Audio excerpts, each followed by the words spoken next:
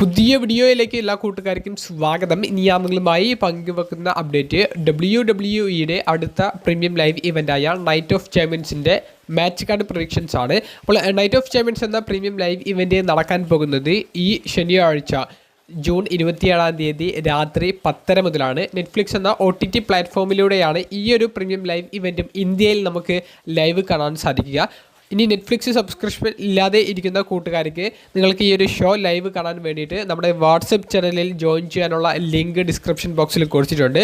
ആ ചാനലിൽ ജോയിൻ ചെയ്താൽ WWE വീക്കിലി എപ്പിസോഡ്സും ഇത്തരത്തിലുള്ള പ്രീമിയം ലൈവ് ഇവൻറ്റ്സിൻ്റെയും ലൈവ് കാണാൻ സാധിക്കുന്ന വെബ്സൈറ്റുകളുടെ ലിങ്ക് ലഭ്യമാകുന്നതാണ്. അപ്പോൾ ഇതുവരെ ജോയിൻ ചെയ്യാത്ത കൂട്ടുകാരുണ്ടെങ്കിൽ ഇപ്പോൾ തന്നെ ജോയിൻ ചെയ്യുക. ഇനി നമുക്ക് മാച്ച് കാർഡ് പ്രൊഡിക്ഷൻസിലേക്ക് കടക്കാം.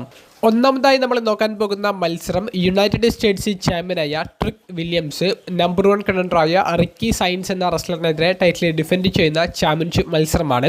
ഈ സ്മാക്ഡൗൺ എപ്പിസോഡിലൂടെയാണ് കർമെല ഹേസിനെ പരാജയപ്പെടുത്തിക്കൊണ്ട് റിക്കി സൈൻസ് പുതിയ നമ്പർ 1 കണ്ടൻഡർ ആയത്. ഈ മത്സരത്തിൻ്റെ ഒരു പ്രഡിക്ഷൻ ആർക്കൊപ്പമാണെന്ന് ഞാൻ പറയുകയാണെങ്കിൽ അത് ട്രിക് വില്യംസ് എന്ന നിലവിലെ United States champion title return ചെയ്യാൻ തന്നെയാണ് സാധ്യത കൂടുതൽ എന്നുള്ളതാണ് ഞാൻ പറയുകയുള്ളൂ. കാരണം ട്രിക് വില്യംസിൻ്റെ കൈവശത്ത് നിന്ന് ഈ ഒരു ചാമ്പ്യൻഷിപ്പ് നഷ്ടപ്പെട്ടാൽ അടുത്തത് ട്രിക് വില്യംസിൻ്റെ മുന്നിൽ എന്ത് എന്നുള്ള വലിയ ചോദ്യം ബാക്കിയുണ്ട്. കൂടാതെ സമ്മർ സ്ലാം പോലെയുള്ള ഒരു ബിഗ് ഇവൻറ്റ് മുന്നിൽ നിൽക്കുന്നത് എന്നുള്ള ഒരു കാരണം കൂടിയും ട്രിക് വില്യംസ് ഈ ഒരു മത്സരത്തിൽ ടൈറ്റിൽ റിട്ടേൺ ചെയ്യാനുള്ള ഒരു സാധ്യതയാണെന്ന് പറയേണ്ടി വരും. കുറച്ചും കൂടി ഒരു കരുത്തനായിട്ടുള്ള ഒരു എതിരാളിയായിരിക്കും ട്രിക് വില്യംസിന് സമ്മർ സ്ലാമിൽ വരാൻ പോകുന്നത്. അതിനേക്കുള്ള ഒരു ബിൽഡപ്പിൻ്റെ ഭാഗം മാത്രമായിരിക്കും ഈ നൈറ്റ് ഓഫ് ചാമ്പ്യൻസിലെ Trick Williams versus Ricky Saints തമ്മിലുള്ള ഒരു മത്സരം. അപ്പോൾ ട്രിക് വില്യംസ് ടൈറ്റിൽ റിട്ടേൺ ചെയ്യാൻ സാധ്യത എന്നാണ് എൻ്റെ പ്രഡിക്ഷൻ. നിങ്ങളുടെ പ്രഡിക്ഷൻ ആർക്കൊപ്പമാണെന്നുള്ളത് കമൻറ്റ് ബോക്സിൽ രേഖപ്പെടുത്തുക. രണ്ടാമതായി നമ്മൾ നോക്കുന്നത് വുമൺസ് യുണൈറ്റഡ് സ്റ്റേറ്റ്സ് ചാമ്പ്യനായ ടിഫനി സ്ട്രാറ്റൻ ജേഡ് കാർഗിൽ എന്ന് പറയുന്ന മുൻ WWE വുമൺസ് ചാമ്പ്യനെതിരെ ടൈറ്റിൽ ഡിഫെൻഡ് ചെയ്യുന്ന ചാമ്പ്യൻഷിപ്പ് മത്സരമാണ്. ഈ റസൽമേനിയയിൽ അടക്കം വുമൺസ് ചാമ്പ്യൻഷിപ്പ് ഡിഫെൻഡ് ചെയ്ത ജേഡ് കാർഗിൽ ഒറ്റയടിക്ക് മിഡ് കാർഡ് ലെവലിലുള്ള ഒരു ചാമ്പ്യൻഷിപ്പിന് വേണ്ടിയിട്ടാണ് ഇപ്പോൾ ഒരു സ്റ്റോറി ചെയ്ത് വരുന്നത്. ഈ നൈറ്റ് ഓഫ് ചാമ്പ്യൻസ് എന്ന പ്രീമിയം ലൈവ് ഇവൻറ്റിൽ യഥാർത്ഥത്തിൽ ടിഫനി സ്ട്രാറ്റൻ്റെ ഒരു പോസ്റ്ററൊക്കെ അവർ ഇപ്പോൾ കൊടുക്കുന്നുണ്ട് എന്നുണ്ടെങ്കിലും അത് റിയാ റിപ്ലിക്ക് പകരമായിട്ടാണ് ടിഫനിയെ ആഡ് ചെയ്തത്. ഈ ഒരു മത്സരം അനൗൺസ് ചെയ്തത് പോലും റിയാ റിപ്ലി ഇഞ്ചേർഡ് ആയിട്ട് മാറി നിന്നത് കൊണ്ട് ഒരു പകരക്കാരൻ എന്നുള്ള ഒരു രീതിയിൽ ഒരു മത്സരം ലഭിച്ചതുപോലെയാണ് ഒരു ഫീലുള്ളത്.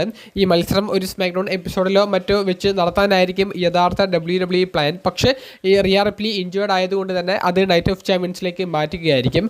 ഈ മത്സരത്തെ സംബന്ധിച്ചുള്ള ഒരു പ്രൊഡിക്ഷൻ ഞാൻ പറയുകയാണെങ്കിൽ ടിഫനി സ്ട്രാറ്റനെ പരാജയപ്പെടുത്തിക്കൊണ്ട് ജേഡ് കാർഗിൽ പുതിയ വുമൺസ് യുണൈറ്റഡ് സ്റ്റേറ്റ്സ് ചാമ്പ്യൻ ആകുന്നത് നമുക്ക് കാണാൻ സാധിച്ചേക്കാം. ഇവരുടെ സ്റ്റോറി ഈ ഒരു ഷോ കഴിഞ്ഞാലും മുന്നോട്ടേക്ക് പോയേക്കാം. നിങ്ങളുടെ പ്രഡിക്ഷൻ ആർക്കൊപ്പമാണെന്നുള്ളത് കമൻറ്റ് ബോക്സിൽ രേഖപ്പെടുത്തുക. മൂന്നാമതായിട്ട് നമ്മൾ നോക്കുന്നത് ക്വീൻ ഓഫ് ദ റിംഗ് ടൂർണമെൻറ്റിൻ്റെ ഫൈനൽ മത്സരത്തെ സംബന്ധിച്ചാണ്. നിലവിലെ വുമൺസ് വേൾഡ് ചാമ്പ്യനായ ലിവ് മോർഗനും ഇയോ സ്കൈയും തമ്മിലുള്ള മത്സരമാണ് നടക്കുന്നത്. വളരെ വിവാദങ്ങൾ സൃഷ്ടിച്ച ഒരു മത്സരം തന്നെയായിരുന്നു ഈ ക്വീൻ ഓഫ് ദ റിംഗ് ടൂർണമെൻറ്റിൻ്റെ ഭാഗമായിട്ട് നടന്നത്. പ്രത്യേകിച്ച് ലിവ് മോർഗൻ്റെ മത്സരങ്ങൾ. ഇയോ സ്കൈയെ സംബന്ധിച്ച് നമുക്ക് അത്ര പ്രശ്നം പറയാൻ സാധിക്കില്ല. ലിവ് മോർഗനെ സംബന്ധിച്ച് ലിവ് മോർഗൻ്റെ പാർട്ടിസിപ്പേഷൻ അനൗൺസ് ചെയ്ത അന്ന് മുതൽക്ക് ലിവ് മോർഗൻ വിജയിച്ച മത്സരങ്ങളൊക്കെ എടുത്തു നോക്കിയാൽ കോൺട്രവേഴ്സീസ് മാത്രമേ സൃഷ്ടിച്ചിട്ടുള്ളൂ.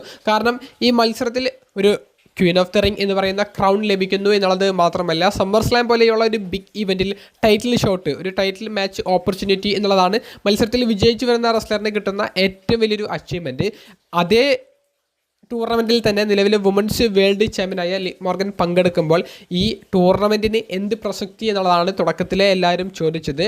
അതിന് യാതൊരുവിധ കേടുപാടും പറ്റാതെ ലിവ് മോർഗൻ ഇതാ ഫൈനൽ വരെ എത്തിയിരിക്കുന്നു. ഇനി ഈ മത്സരത്തിൽ ലിവ് മോർഗൻ വിജയിക്കുമോ എന്നുള്ളൊരു ക്യൂരിയോസിറ്റി പോലും ആളുകൾക്കുണ്ടായിരിക്കുന്നു. ഇനി നമുക്ക് ഇവരുടെ സാധ്യതകൾ നോക്കുകയാണെങ്കിൽ ഇയോ സ്കൈ വിജയിക്കാൻ തന്നെയാണ് സാധ്യത കൂടുതൽ. എന്താണെന്ന് വെച്ചാൽ തുടക്കത്തിലെ ഇയോ സ്കൈ വേഴ്സസ് ലിവ് മോർഗൻ തമ്മിലുള്ള ഒരു മത്സരം സമ്മർ സ്ലാമിന് വേണ്ടിയിട്ട് വരാൻ സാധ്യത ഉണ്ട് എന്നുള്ളൊരു റൂമേഴ്സ് വന്നിട്ടുണ്ടായിരുന്നു. ഇയോ സ്കൈ ഈ ക്വീൻ ഓഫ് ദ റിംഗ് ടൂർണമെൻറ്റിൽ ലിവ് മോർഗനെ പരാജയപ്പെടുത്തിക്കൊണ്ട് ഫൈനലിൽ വിജയിക്കുകയാണെങ്കിൽ ഇയോ സ്കൈക്ക് ഇതേ ചാമ്പ്യനെതിരെ തന്നെ സമ്മർ സ്ലാമിലൊരു ചലഞ്ച് പ്രഖ്യാപിക്കാൻ സാധിക്കും. ഒരു അഡ്വാൻറ്റേജ് ഇയോസ്കൈക്ക് അവിടെ ലഭിക്കുന്നു. കാരണം ഈ ക്വീൻ ഓഫ് ദ റിംഗ് ടൂർണമെൻറ്റിൻ്റെ ഫൈനലിൽ ഓൾറെഡി പരാജയപ്പെടുത്തിയ റെസ്ലർ എന്നുള്ള രീതിയിൽ ആ ഒരു അഡ്വാൻറ്റേജ് ഇയോസ്കൈക്ക് കിട്ടുമ്പോൾ ലിവ് മോർഗൻ ആണെങ്കിൽ മെൻ്റലി നല്ലൊരു തളർന്ന പോലെയായിരിക്കും ഇയോസ്കൈക്കെതിരെയുള്ളൊരു സ്റ്റോറി കൊണ്ടുപോകാൻ സാധ്യത. അപ്പോൾ അതിന് വലിയ ഒരു ഓപ്പർച്യൂണിറ്റി ഉണ്ട്. അപ്പോൾ ഇയോ സ്കൈക്ക് വിജയ സാധ്യത. ഇനിയിപ്പോൾ ലിവ് മോർഗനാണ് ഈ ടൂർണമെൻറ്റിൻ്റെ ഫൈനലിൽ വിജയിക്കുന്നത് എന്ന് നോക്കിയാൽ റിയാ റിപ്ലിയുടെ കൈവശമുള്ള ചാമ്പ്യൻഷിപ്പിനായിരിക്കും പോകുക. അതിന് ഒട്ടും സാധ്യതയില്ല. കാരണം റിയ റിപ്ലിയും ഇയോ സ്കൈയും തമ്മിലുള്ള മത്സരം നടക്കുമ്പോൾ അതൊരു ചാമ്പ്യൻ വേഴ്സസ് ചാമ്പ്യനോ അല്ലെങ്കിൽ റിയ റിപ്ലിയുടെ ചാമ്പ്യൻഷിപ്പിന് വേണ്ടി മാത്രം കോൺസെൻട്രേറ്റ് ചെയ്തിട്ടുള്ള ഒരു മത്സരമോ ആയിരിക്കാൻ സാധ്യതയുണ്ട്. അപ്പോൾ അത്തരത്തിലേക്ക് പോകാൻ സാധ്യതയില്ല. ഇനി ഇയോ സ്കൈ വിജയിച്ചാൽ തന്നെ റിയ റിപ്ലിക്കെതിരെയുള്ള ഒരു മത്സരത്തിന് ഒരു ചലഞ്ച് പ്രഖ്യാപിക്കാൻ സാധ്യതയില്ല. ഇയോ സ്കൈയും റിയ റിപ്ലിയും സുഹൃത്തുക്കളാണ്. കൂടാതെ ഇവർക്ക് തമ്മിലുള്ള മത്സരങ്ങൾ ഒട്ടനവധി നമ്മൾ മുൻപ് കണ്ടിട്ടുണ്ട്. അപ്പോൾ അതിനൊരു പ്രസക്തിയില്ല എന്ന് തന്നെ പറയേണ്ടി വരും. അപ്പോൾ ക്വീൻ ഓഫ് ദ റിംഗ് ടൂർണമെൻറ്റിൽ ഇയോ സ്കൈ വിജയിച്ചുകൊണ്ട് ലിവ് മോർഗനെതിരെ തന്നെ സമ്മർ സ്ലാമിലൊരു ചലഞ്ച് പ്രഖ്യാപിക്കുന്നതായിരിക്കും നമുക്ക് ഈ ടൂർണമെൻറ്റിൻ്റെ ഭാഗമായിട്ട് ഇനിയുള്ള സ്റ്റോറി ആയിട്ട് കാണാൻ സാധിക്കുക. അപ്പോൾ എൻ്റെ പ്രൊഡിക്ഷൻ ഇയോ സ്കൈയുടെ കൂടെയാണ്. നിങ്ങളുടെ പ്രൊഡിക്ഷൻ ആർക്കൊപ്പമാണെന്നുള്ളത് കമൻറ്റ് ബോക്സിൽ രേഖപ്പെടുത്തുക.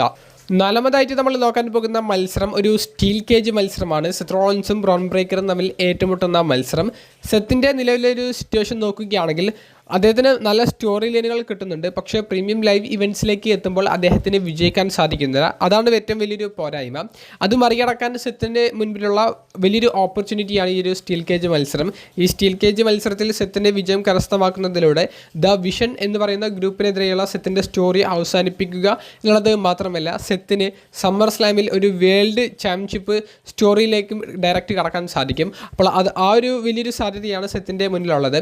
ഇതേ ഒരു സിറ്റുവേഷൻ തന്നെയാണ് ബ്രോൺ ബ്രേക്കറിനും ഉള്ളത്. ബ്രോൺ ബ്രേക്കർ സെത്തിനെ പരാജയപ്പെടുത്തിയാലും സെത്തിനെതിരെയുള്ള സ്റ്റോറി അവിടെ കൊണ്ട് അവസാനിക്കും. എന്നിട്ട് ബ്രോൺ ബ്രേക്കറും വേൾഡ് ചാമ്പ്യൻഷിപ്പിന് ചലഞ്ച് ചെയ്യുന്ന രീതിയിലേക്കുള്ള സ്റ്റോറിയിലേക്ക് കടക്കാൻ സാധ്യത. അങ്ങനെ ഇതിൽ വിജയിച്ച് വരുന്ന റെസ്ലറിന് ഈ സമ്മർ സ്ലാമിൽ മെയിൻ ഇവൻറ്റ് തലത്തിലേക്ക് പോകാൻ സാധിക്കുന്ന ഒരു വേൾഡ് ടൈറ്റിൽ ഓപ്പർച്യൂണിറ്റി എന്നുള്ള രീതിയിലേക്കായിരിക്കും കാര്യങ്ങൾ പോകുന്നത്. അതുകൊണ്ട് തന്നെ ഇതിൽ ആര് വിജയിക്കുന്നു എന്നുള്ളത് സമ്മർ സ്ലാം എന്ന് പറയുന്ന ഇവൻറ്റിനെ സംബന്ധിച്ച് വലിയൊരു ചോദ്യം ഉയർത്തുന്നതാണ്. അപ്പോൾ എൻ്റെ പ്രൊഡിക്ഷൻ അത് ബ്രോൺ ബ്രേക്കറിന് കൂടെയാണ്. ബ്രോൺ ബ്രേക്കർ വിജയിച്ച് സെത്തിനെതിരെയുള്ള സ്റ്റോറി അവസാനിപ്പിക്കും. ദ വിഷൻ ടീമിന് പഴയതുപോലെ ഒരു പ്രതാപം കിട്ടണം എന്നുണ്ടെങ്കിൽ ഈ ടാഗ് ടീം ടൈറ്റിൽ മാത്രം പോരാ, അവർക്ക് മെയിൻ ഇവൻറ്റ് സ്റ്റാറ്റസ് ലഭിക്കുന്ന വേൾഡ് ടൈറ്റിൽ സ്റ്റോറിയിലേക്ക് പോകണം. അപ്പോൾ നിലവിൽ ബ്രോൺ ബ്രേക്കർ റോമൻ റീൻസിൻ്റെ കൈവശമുള്ള വേൾഡ് ടൈറ്റിലിന് ചലഞ്ച് ചെയ്യുന്ന രീതിയിലേക്ക് ബ്രോൺ ബ്രേക്കർ അങ്ങനെ പോകുമ്പോൾ ദ വിഷൻ ടീമും ബ്ലഡ് ലൈനും തമ്മിലുള്ള ഒരു സ്റ്റോറി എന്നുള്ള രീതിയിലേക്ക് കാര്യങ്ങൾ എത്തിക്കാൻ സാധിക്കും. സെത്തിന് വേണമെങ്കിൽ മറ്റൊരു റെസ്ലറിനെതിരെ സ്റ്റോറി ചെയ്ത് പോകാൻ സാധിക്കും. സമ്മർ സ്ലാമിൽ സെത്തിന് ആ ഒരു മത്സരം കൊടുത്താലും മതി. ഈ സെത്തും റോമനും തമ്മിലുള്ള സ്റ്റോറി റെസ്ൽമേനിയ 43 അല്ലെങ്കിൽ റോയൽ റംബിൾ പ്രീമിയം ലൈവ് ഇവൻറ്റിലേക്കോ വേണ്ടി അവർക്ക് ബിൽഡ് ചെയ്യാനും സാധിക്കും. അതിനു മുൻപ് സമ്മർ സർവൈവർ സീരീസും ബാക്കിയുണ്ട് എന്നുള്ളത് നമ്മൾ നോക്കിക്കാണേണ്ടതാണ്. അപ്പോൾ അവർക്കുള്ള ഒരു സ്റ്റോറി ഇനിയും സാധ്യതയുണ്ട്. Bron Breakker versus Roman Reigns തമ്മിലുള്ള ഒരു സ്റ്റോറി സമ്മർ സ്ലാമിലേക്ക് കൊണ്ടുവന്ന് ഒന്നുകിൽ റോമൻ റെയിൻസ് ടൈറ്റിൽ റിട്ടേൺ ചെയ്യുക അല്ലെങ്കിൽ ബ്രോൺ ബ്രേക്കർ പുതിയ ചാമ്പ്യൻ ആകുക. ഈ രണ്ട് സാധ്യതകളാണ് ഉള്ളത്. അപ്പോൾ അതൊക്കെ നമ്മൾ നോക്കിക്കാണേണ്ടതാണ്. അത് സ്റ്റോറി ലൈൻ്റെ ഒരു പോക്കനുസരിച്ച് നമുക്ക് പറയാൻ സാധിക്കുകയുള്ളൂ. അപ്പോൾ നൈറ്റ് ഓഫ് ചാമ്പ്യൻസിലെ സ്റ്റീൽ കേജ് മത്സരത്തിൽ ബ്രോൺ ബ്രേക്കറിനാണ് വിജയ സാധ്യത എന്നാണ് എൻ്റെ അഭിപ്രായം. നിങ്ങളുടെ പ്രതികരണം, അത് നിങ്ങളുടെ പ്രഡിക്ഷൻ ആർക്കൊപ്പമാണെന്നുള്ളത് കമൻറ്റ് ബോക്സിൽ രേഖപ്പെടുത്തുക. നമ്മുടെ ലിസ്റ്റിലെ 5ാമത്തെ മത്സരം കിങ് ഓഫ് ദ റിംഗ് ടൂർണമെൻറ്റിൻ്റെ ഫൈനൽ മത്സരമാണ്. ദ റൂളർ എന്നറിയപ്പെടുന്ന യുവതാരം ഒബാഫെമിയും മെയിൻ ഇവൻറ്റ് ജെ ഊസോയും തമ്മിലുള്ള ഒരു ഫൈനൽ മത്സരമാണ് നടക്കുന്നത്. ജെ ഊസോ ജിവോൺ എവൻസിനെ പരാജയപ്പെടുത്തിക്കൊണ്ടും ഡൊമിനിക് മൈസ്റ്റീരിയോയെ പരാജയപ്പെടുത്തിക്കൊണ്ട് ഒബാഫെമിയും ഈ സെമി ഫൈനൽ മത്സരങ്ങളിൽ വിജയിച്ച് ഫൈനലിലേക്ക് യോഗ്യത നേടുന്നു. ഈ രണ്ട് റെസ്ലേഴ്സിനും ശക്തരായിട്ടുള്ള ഒരു എതിരാളികളെല്ലാം സെമി ഫൈനലിൽ നേരിടേണ്ടി വന്നത് എന്നുള്ളത് കൊണ്ട് തന്നെ ഇതിൽ ആര് വിജയിക്കുമെന്നുള്ളത് സെമി ഫൈനൽ വിലയിരുത്തിക്കൊണ്ട് നമുക്ക് ഒരിക്കലും പറയാൻ സാധിക്കില്ല.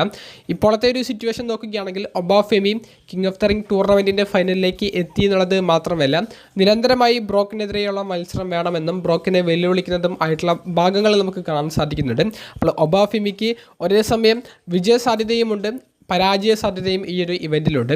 അപ്പോൾ ജെ ഊസോയുടെ കാര്യം നമ്മൾ നോക്കുകയാണെങ്കിൽ ജെ ഊസോയ്ക്ക് വിജയിക്കാൻ മാത്രമുള്ളൊരു സാധ്യതയാണ് ഇപ്പോൾ കാണുന്നത്. കാരണം ജെ ഊസോ വിജയിക്കുന്നു, അദ്ദേഹം റോമൻ റെയിൻസിൻ്റെ ചാമ്പ്യൻഷിപ്പിനായിരിക്കുമ്പോൾ കോഡി റോഡ്സിൻ്റെ ചാമ്പ്യൻഷിപ്പിനായിരിക്കുമ്പോൾ ചലഞ്ച് ചെയ്യുക എന്നുള്ള ഒരു ക്യൂരിയോസിറ്റി നിലനിർത്തുന്നു. റോമൻ റെയിൻസ് വലിയൊരു പോസിറ്റീവ് മൈൻഡോട് കൂടിയിട്ട് കോഡിക്കെതിരെയുള്ള ഒരു മാച്ചിനായിരിക്കും ജെ ഊസോ പോകുക എന്നുള്ള രീതിയിലേക്ക് സ്റ്റോറി ബിൽഡ് ചെയ്യുന്നു. അങ്ങനെ കാര്യങ്ങൾ അവർക്ക് കാണിച്ചുകൊണ്ട് അവസാനം ജെ ഊസോ കോഡി റോഡ്സിനെ തന്നെ ചൂസ് ചെയ്യുന്ന രീതിയിലേക്കുള്ള ഇമോഷണൽ മൊമെൻറ്റ്സ് ബ്ലഡ് സ്റ്റോറി ലൈനുമായിട്ട് അവർക്ക് ബിൽഡ് ചെയ്യാൻ സാധിക്കും. അതേസമയത്ത് ഒബാഫെമിക്ക് ബ്രോക്കിനെതിരെയുള്ള സ്റ്റോറിയുമായിട്ട് സമ്മർ സ്ലാമിലേക്ക് പോകാൻ സാധിക്കും. അങ്ങനെ വലിയ സാധ്യതകളുണ്ട്. പക്ഷേ ഒബാഫെമി എന്ന് പറയുന്ന റെസ്ലറിൻ്റെ സ്ട്രെങ്ത് അനുസരിച്ച് ജെ ഊസോ ഒബാഫെമിയെ പരാജയപ്പെടുത്തുക എന്ന് പറയുന്നത് നമുക്ക് ഒറ്റയടിക്ക് അങ്ങനെ സംഭവിക്കുമെന്ന് പറയാൻ സാധിക്കില്ല. കൂടാതെ അമേരിക്കയിൽ വെച്ചിട്ടല്ല നൈറ്റ് ഓഫ് ചാമ്പ്യൻസ് എന്ന ഇവൻറ്റ് നടക്കുന്നത്. അപ്പോൾ ബ്രോക്ക് ലെസ്നറിൻ്റെ അപ്പിയറൻസിന് എത്രത്തോളം സാധ്യത ഉണ്ട് എന്ന് ചോദിക്കുമ്പോഴും അതൊരു ചോദ്യചിഹ്നമാണ്. ബ്രോക്ക് വന്നില്ലെങ്കിൽ ഒബാഫെമി തന്നെയായിരിക്കും വിജയിക്കുക. ഇനി ഒബാഫെമി വിജയിച്ചാൽ തന്നെ ഒബാഫെമി റോമൻ റെയിൻസിൻ്റെ ചാമ്പ്യൻഷിപ്പിനെ ചലഞ്ച് ചെയ്താൽ ബ്രോക്കിനെതിരെയുള്ള സ്റ്റോറി ഒബാഫെമി എന്ത് ചെയ്യും, അത് ഇപ്പോൾ എങ്ങോട്ട് എന്നുള്ള വലിയ ചോദ്യങ്ങൾ ബാക്കി നിൽക്കുന്നുണ്ട്. അങ്ങനെ വലിയ ചോദ്യങ്ങൾ ബാക്കി നിർത്തിയിട്ടുള്ള ഒരു ഫൈനലിലേക്കുള്ള ഒരു ബിൽഡപ്പാണ് നിലവിൽ കൊടുത്തിട്ടുള്ളത്. അപ്പോൾ 50-50 ചാൻസ് ആണ് ഒബാഫെമി വിജയിക്കാനും ജെ ഊസോ വിജയിക്കാനും 50-50 ചാൻസ് ഉണ്ട്. ഒരൊറ്റ പേര് പറഞ്ഞാൽ ഞാൻ ജെ ഊസോയുടെ പേരായിരിക്കും സെലക്ട് ചെയ്യുക. നിങ്ങളുടെ അഭിപ്രായം ആർക്കൊപ്പമാണുള്ളത് കമൻറ്റ് ബോക്സിൽ രേഖപ്പെടുത്തുക.